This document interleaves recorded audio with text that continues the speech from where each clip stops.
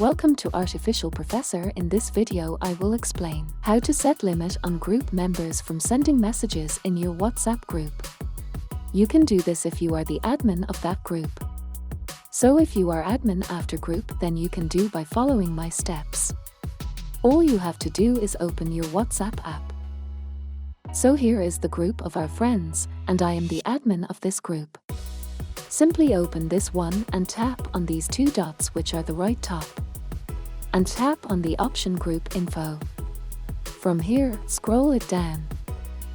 And here is the option Group Settings. Tap on this one. And as you see, here is the option Send Messages. If I will turn it off, then without me, none of my friends will be able to send messages to each other like I will show you now. I am going back. So as you see, the group settings is changing and only admin is able to send the messages to this group.